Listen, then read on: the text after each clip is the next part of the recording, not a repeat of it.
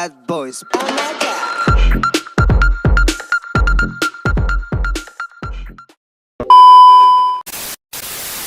Assalamualaikum warahmatullahi wabarakatuh. Kami dari kelompok Harimau ingin mempresentasikan pertemuan 11. Saya dari perkenalkan, saya Rama Aditya. Saya Alvito Rahma. Ya, boleh. Saya Abdurrahman Farid. Abdurrahman Farid. Ini Devanan S. Devanan. Saya Karan Fauzan. Oke. Di sini saya akan mempresentasikan pertemuan 11, yaitu konsep dasar kekuasaan lebih tepatnya. Nah, sebelum itu nih, gue mau nanya nih, Rit. Yuk. Kalau menurut lo tuh si konsep dasar kekuasaan dan organisasi itu apa sih? Gue kasih contoh dari Celek ya. Ada Boleh. 2021. Ahli itu ya? Ya, ahli. ya? Oke. Halo Bang, motor. Oke. Motor ya. Dia mengemukakan bahwa organisasi pada dasarnya adalah pengendalian. Dalam memperluas kekuasaan melalui delegasian, orang harus dapat menyatukan delegasi dengan kekuasaan yang mengesahkannya. Itu menurut Celek. Menurut si Celek yang ahli itu ya? Ya. Kalau menurut lu tuh kan si Celek itu kan bilang ya kan mengemukakan organisasi itu nih. Ya. Nah, kalau untuk si konsep dasarnya itu dia apa sih konsep dasar kekuasaannya? Udah, kayak gue tahu deh. Lu tahu nih? Iya, gue tahu nih konsep Kita nih. dasar kekuasaan. Kita tahu nih apa nih? Itu ada beberapa para ahli Iya. yang mengemukakan. Berapa aja tuh? Yang pertama ada Dahl Oke. di tahun 1957. Terus yang kedua ada Ricker, dia di tahun 1964. Iya. Terus yang ketiga ada Russell di tahun 1986. Iya. Terus yaitu Celek yang dibacakan tadi ya, sama di teman Farid. kita si Farid. Farid. Terus selanjutnya ada Mansberg di Iya. tahun 1983. Terus ada Boulding Boleh. di tahun 1986 dan Lux di tahun 1977, Iya.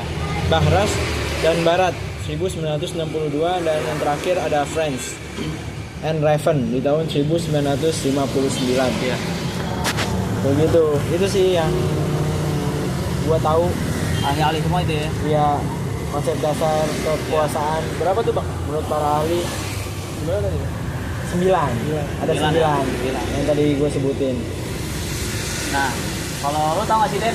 Nah, gue pernah denger tuh si ahlinya tuh namanya si Gaventa. Kalau nggak salah dia sekitar 2016-an tuh. Dia tuh punya pandangan tuh, kalau itu apa aja sih pandangan dia tuh tentang si konsep kekuasaan ini? Konsep multidimensi lah. Yang gue tahu sih menurut dia ada dimensi kekuasaan. Yang pertama meliputi kendali atas sumber tawar-menawar. Yang kedua dimensi kedua yang berkenaan dengan hambatan yang dibangun A bagi keikutsertaan B. Terus yang ketiga tuh dimensi ketiga yang lebih halus menyoroti bagaimana A mempengaruhi dan membentuk pikiran B melalui produksi mitos. Oke. Itu aja sih yang gue tahu. Oke. Kalau ini nih si Farhan ya namanya ya. Kalau menurut lo Han, apa aja sih maksudnya tuh yang dimaksud di dinamika komunikasi organisasi itu? Dinamika itu banyak, kita bisa Apa aja tapi tuh? ada kare apa sih? Kare.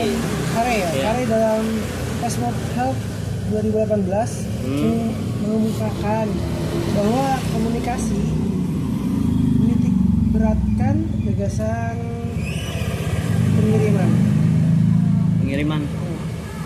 Terus Ada juga lagi tuh? Ada Pierce dalam Berger 2020 mengemukakan komunikasi merupakan dipandang sebagai instrumen yang dipakai manusia untuk mencapai maksud-maksud tertentu, memberikan instruksi, membujuk atau peroleh kekuasaan. Oke. Pierce tuh bukan yang di berita gitu ya? Konferensi pers. Pers. Oh gitu. Oh, beda. Itu beda konsep ya. Oke. Versi pers. Tapi Ram, menurut lu komunikasi sebagai suatu mekanisme itu kekuasaan bener gak sih? Itu kayak gimana Mekanisme tuh? ya. Kayak gimana tuh komunikasi? Kalau betul sih, betul. Dia komunikasi mekanisme itu emang pengaruh sih. Dia berpengaruh banget untuk pelaksanaan si kekuasaan ini. Nah, itu tuh bentuk konteksnya tuh komunikasi digunakan untuk norma-norma nih sama tujuan. Terus sama perilaku organisasi juga. Iya. Kalau ada nih, gue penasaran sih, kayak komunikasi itu katanya sebagai kekuasaan ya. Menurut lo gimana sih tuh? Komunikasi sebagai kekuasaan. Iya, gue pernah dengar tuh kekuasaan organisasi komunikasi. Oh, gue tahu bang.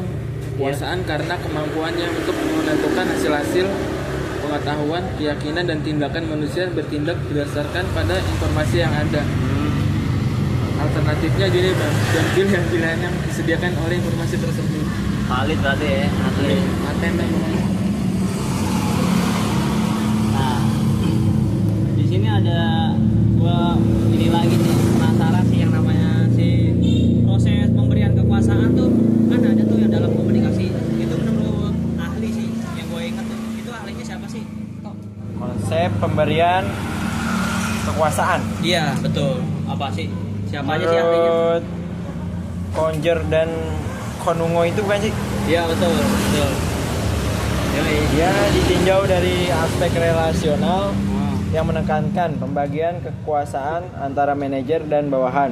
Ada usaha untuk melonggarkan hierarki dan menekankan pemecahan masalah bersama. Itu sih kalau kata para ahli menurut Conjer and Konungo. Jadi kayak mufakat lah ya Iya jatuhnya. betul, kurang lebih kayak mufakat sih. Oke. Bersama musyawarah mufakat. Yang terakhir nih, gue mau nanya lagi nih. Dev. Penasaran sama si siapa namanya? Dev Anan ya. Oke. Temen Ogut nih. Oke, gue mau nanya nih, kayak ini kan ada nih yang namanya si pelaksanaan kekuasaan nih dalam si komunikasi. Nah, itu tuh dalam apa sih untuknya yang dimaksudnya tuh?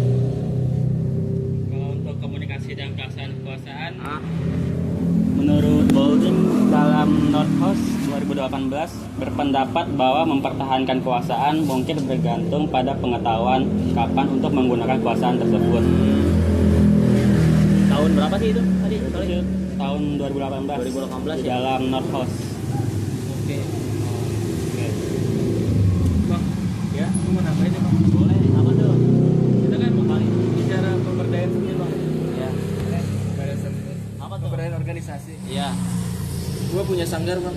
Itu juga contoh pemberdayaan organisasi tuh. Sanggarnya ya. Sanggar apa tuh?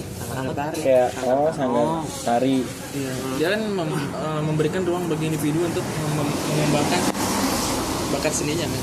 Oh, di tempat itu ya sanggarnya. Mempromosikan seni di era yang kayak gini, seni tari kan maksudnya udah Luas lah ya, tari apa aja gitu berarti ya atau enggak dari budaya Jakarta.